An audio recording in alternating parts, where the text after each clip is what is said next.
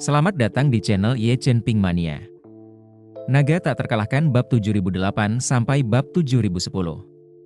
Terima kasih kepada semuanya yang sudah like dan subscribe, semoga selalu diberikan kesehatan dan kesuksesan. Jam 4 sore. Kereta barang dari Kereta Api Nasional Maroko tiba di Duk Mining tepat waktu. Pengawal kavaleri dari Batalion Ketiga memandu kereta ke peron sesuai dengan prosedur sebelumnya. Setelah kereta melepaskan gerbong kosong, mereka membantu lokomotif berputar dan perlahan menarik fosfat yang telah disiapkan keluar dari peron. Yin Xiaoyang berdiri di peron bersama pengawal kavaleri yang bertugas di bidang transportasi, memperhatikan kereta api yang perlahan melaju dan berlalu pergi. Dia begitu gembira dalam hatinya hingga hampir bersorak. Setelah kereta ini berangkat, tugas yang tersisa bagi semua orang adalah bersiap untuk evakuasi. Mereka telah bermimpi untuk melepaskan diri dari cengkraman masyarakat Seiji selama beberapa generasi dan berabad-abad, dan sekarang hanya tinggal beberapa jam lagi untuk mencapai tujuan ini. Setelah kereta berangkat, mesin-mesin konstruksi di area pertambangan terus beroperasi. Setelah langit benar-benar gelap, mesin-mesin konstruksi ini dibawa ke ruang terbuka di bawah gedung kantor oleh Batalion Pertama Pengawal Kavaleri. Mesin-mesin berat satu demi satu terus berkumpul, semuanya berdekatan, dan pemandangannya sungguh spektakuler. Pada saat yang sama, Batalion Ketiga Pengawal Kavaleri mulai menyambungkan pipa minyak. Karena Duk Mining memiliki sejumlah besar mesin konstruksi dan kendaraan yang perlu diisi ulang bahan bakarnya, cadangan bahan bakar di sini sangat tinggi, yang mana solar merupakan komponen utamanya, meliputi 60 hingga 70% dari seluruh cadangan bahan bakar, dan sisanya adalah bensin. Karena solar tidak mudah terbakar pada suhu dan tekanan normal, Xiao Qiwei menuangkan semua solar ke dalam wadah tertutup besar di tambang dan pabrik pengolahan, lalu menggabungkannya dalam jumlah besar untuk dinyalakan. Yin Xiao yang berkata kepada Ye Chen, "Tuan Ye, suhu tinggi dan tekanan tinggi yang dihasilkan saat bensin terbakar akan memanaskan dan meningkatkan tekanan pada mesin diesel tertutup dan semi tertutup ini, dan penyalaan tidak akan menjadi masalah." Ye Chen mengangguk dan bertanya kepadanya, "Ya, apakah bahan bakar ini cukup untuk membakar seluruh Duk Mining menjadi abu?" Yin Xiaoyang berkata dengan gembira, Cukup. Jumlah minyak yang begitu besar, yang terbakar di tambang bawah tanah, pasti akan membakar habis semua bahan yang mudah terbakar di bawah tanah, dan semua struktur baja di bawah tanah juga akan sangat terpengaruh. Pada saat itu, penopang baja struktur yang ditambatkan akan kehilangan kekuatannya pada suhu tinggi, yang kemudian akan menyebabkan runtuhnya seluruh struktur tambang. Ini adalah prinsip yang sama dengan gedung pencakar langit yang runtuh karena suhu tinggi selama peristiwa 911 di Amerika Serikat. Sebagian besar konstruksi di sini diselesaikan oleh pengawas, jadi kami sangat yakin tentang hal ini. Mengatakan hal itu, Yin Xiao yang menambahkan, selain itu, sebagian besar bangunan kilang adalah bangunan berstruktur baja. Suhu tinggi akan menyebabkan kinerja komponen penahan beban menurun dengan cepat. Selama api menyala selama puluhan menit, api pasti akan meruntuhkannya. Bangunan kantor utama adalah struktur baja beton, lantainya tidak tinggi, dan kemungkinan terbakar rendah. Namun, kami masih memiliki bahan peledak campuran yang tersisa dari perluasan bawah tanah sebelumnya. Nanti, saya akan meminta saudara-saudara untuk meletakkan bahan peledak di bagian penahan beban bangunan utama.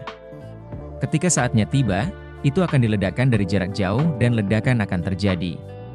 Pada saat yang sama, itu dapat memicu api.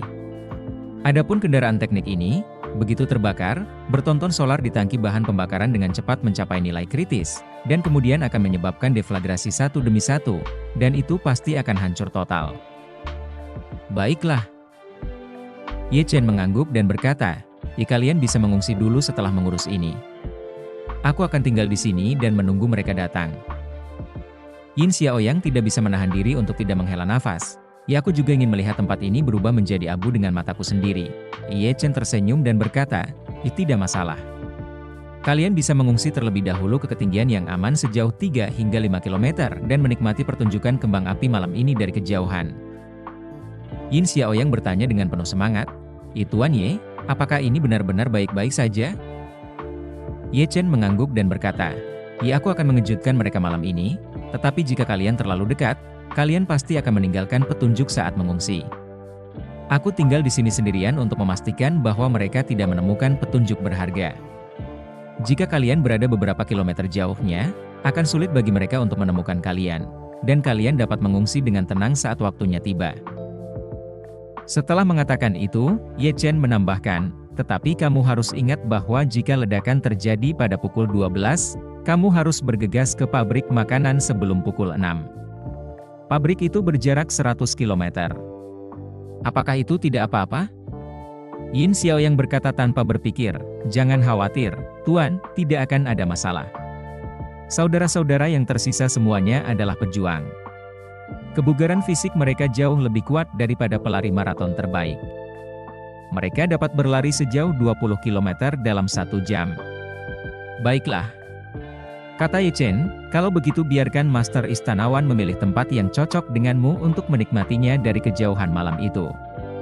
Setelah mengatakan itu, dia menatap Song Ruyu dan berkata, "Nona Song, meskipun tingkat kultivasimu terhalang untuk sementara, kamu seharusnya bisa menghadapi pawai yang begitu intens, kan?" Song Ruyu mengangguk dan berkata, "Jangan khawatir, Tuan Ye, saya tidak akan tertinggal." Ye Chen berkata kepada Wan Pojun lagi, "Pojun, kamu akan memimpin tim malam ini. Setelah ledakan, kami akan segera membawa semua orang ke pabrik makanan. Jangan menungguku, aku akan menyusulmu." Wan Pojun segera berkata dengan hormat, "Baik, Tuan Ye." Jam 10 malam. Yin Xiaoyang menerima telepon dari utusan khusus dari Moore Trade. Melalui telepon, ia memberitahu Yin Xiao bahwa konvoi Moore Trade telah berangkat dari Casablanca dan diharapkan tiba di Duk Mining tepat waktu. Pada saat yang sama, semua pengawal kavaleri telah melakukan persiapan akhir sebelum dievakuasi. Yin Xiaoyang menyerahkan remote control kepada Ye Chen dan berkata dengan hormat, "Tuan Ye, ini detonatornya. Bahan peledak ditempatkan di bawah tanah, di pabrik, dan di gedung perkantoran. Saat Anda menekan detonator, semua bahan peledak akan meledak pada saat yang bersamaan." Bentuk keseluruhan perangkat kendali jarak jauh detonator nirkabel ini seperti telepon satelit luar ruangan. Ukurannya sebanding dengan telepon seluler pada tahun 1990-an. Ada layar LCD di bagian tengah dan antena vertikal berdaya tinggi di bagian atas, yang lebih besar dari antena walkie-talkie biasa, jauh lebih besar. Yin Xiaoyang memberitahu Ye Chen tentang metode pengoperasian detonator. Setelah memastikan tidak ada masalah dengan proses membuka kunci dan meledakan, dia berkata kepada Ye Chen, "Tuan Ye, harap perhatikan keselamatan." Wan Pojun mendatangi Ye Chen dan berkata dengan hormat, "Tuan Ye, saya selangkah lebih maju dari mereka. Harap berhati-hati." Ye Chen mengangguk dan berkata, "Hati-hati di sepanjang jalan dan jangan meninggalkan jejak atau petunjuk apapun." "Aku mengerti." Beberapa menit kemudian, Wan Pojun meninggalkan Duk Mining bersama Song Ruyu dan sekelompok pengawal kavaleri yang tinggal sampai akhir. Ye Chen adalah satu-satunya yang tersisa di seluruh Duk Mining. Ye Chen datang ke area pertambangan Duk Mining, menemukan menara besi dengan pemandangan terbaik, dan menunggu di sini dengan kendali jarak jauh. Waktu berlalu menit demi menit. Pada pukul 23.45, serangkaian lampu muncul di ujung jalan gelap di kejauhan, dan konvoi lebih dari selusin kendaraan sedang menuju pintu masuk utama Duk Mining. Ye Chen yang sedang duduk di pagar tersenyum tipis dan menyaksikan iring-iringan mobil yang ditunggu-tunggu semakin dekat. Di depan konvoi saat itu ada Toyota Land Cruiser yang sedang membersihkan jalan.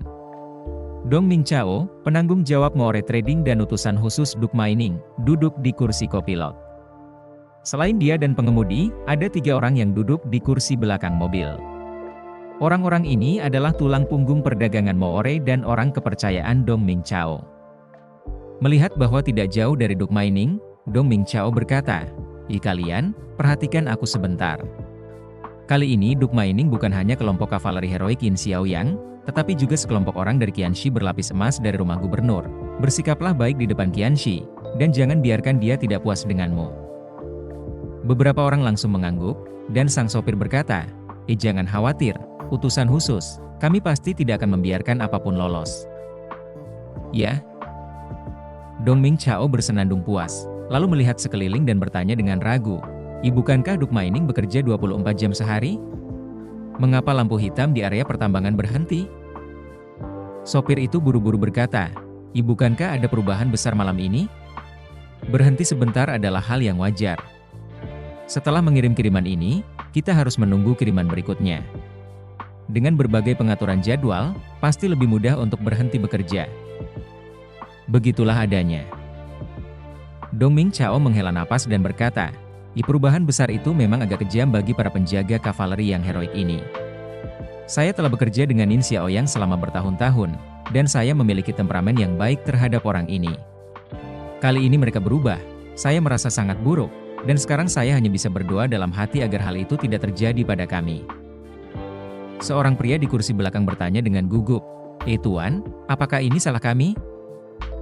Bagaimana aku tahu ini? Dongming Chao berkata tanpa daya, hal semacam ini membutuhkan kerja samaku sebelum kau memberitahuku, kalau tidak aku tidak akan mendapat kabar apapun. Jika itu benar-benar terjadi pada kita suatu hari nanti, kita hanya bisa patuh. Pria itu berkata dengan ekspresi sedih, anakku belum berusia 1 tahun. Jika itu kami mungkin tidak akan pernah melihatnya lagi dalam kehidupan ini. Dongming Chao terbatuk 2 kali dan berkata, oke, tidak ada gunanya membicarakan omong kosong ini. Semuanya tunduk pada pengaturan Tuan Inggris. Sampai ada perintah yang jelas, hargai saja hari-hari di depanmu. Beberapa orang mengangguk dengan putus asa. Pada saat ini, mobil utama telah tiba di gerbang Duk Mining. Meskipun Duk Mining terang benderang saat ini, tidak ada seorang pun yang menjaga pintu. Ketika konvoi datang, tidak ada seorang pun yang datang untuk memeriksa situasi atau membuka pintu, yang membuat Dongming Chao sedikit bingung. Dia mengerutkan kening ke arah pintu yang terang benderang dan bergumam, apa yang terjadi dengan Yin Xiaoyang? Mungkinkah dia mulai mengendur saat dia tahu dia akan digantikan? Setelah mengatakan itu, dia mengeluarkan ponselnya dan menelepon Yin Xiaoyang. Pada saat ini, Ye Chen melihat iring-iringan mobil yang berhenti di gerbang Duk Mining satu persatu, dan jarinya telah membuka kunci detonator. Dia tidak meminta siapapun untuk memasang bahan peledak di dekat pintu, jadi begitu diledakkan, orang-orang dalam konvoi ini tidak akan terluka. Ye Chen sengaja ingin menjaga mereka tetap hidup dan membiarkan mereka menyampaikan berita langsung ke rumah gubernur tentara kanan, lalu meneruskannya ke Wu Feiyan. Di dalam Land Cruiser, Dongming Chao mengerutkan kening dan bergumam, aneh sekali. Tidak ada yang menjawab telepon. Para gangster masih ada di sini. Mungkinkah orang-orang ini memberontak? Pemberontakan? Sopir itu tidak dapat menahan diri untuk tidak berkata, tanpa penawar racun, apa gunanya pemberontakan? Setelah pemberontakan, penguasa Inggris tidak perlu mengirim orang untuk membereskannya. Mereka dan keluarga mereka semua akan mati dalam waktu seminggu. Benar sekali. Dongming Chao terus menggertakkan giginya, mengeluarkan suara tutut, dan bergumam, apa yang terjadi? Tepat setelah dia selesai berbicara, dia menundukkan kepalanya dan tiba-tiba merasa bahwa bagian depannya seterang siang hari. Semua orang tanpa sadar mengangkat kepala untuk melihat, dan tiba-tiba api besar meledak dari dalam Duk Mining. Dongming Chao berteriak tanpa sadar, "Ya Tuhan! Cepat mundurkan mobilnya!" Sebelum dia selesai berbicara, suara ledakan dan gelombang ledakan saling bertabrakan. Gelombang ledakan besar itu langsung menjungkir balikan tembok Duk Mining, mengguncang semua kendaraan dengan hebat, bahkan kaca depan mobil pun hancur oleh gelombang ledakan. Dongming Chao mengabaikan luka-luka yang tergores kaca di wajahnya, dengan cepat membuka pintu dan keluar dari mobil, dan melihat bahwa seluruh Duk Mining telah terbenam ke dalam lautan api. Dia berdiri terpana di tempat. Pada saat ini, gedung perkantoran yang diledakkan itu tiba-tiba runtuh dalam lautan api. Dongming Chao segera mengulurkan tangannya untuk menutupi puing-puing yang berterbangan di kejauhan, dan berteriak ke dalam mobil, "Cepat, ekspor video dari perekam perjalanan dan kirimkan kepadaku. Aku akan melapor kepada Tuan Tongxi sekarang." Bersambung.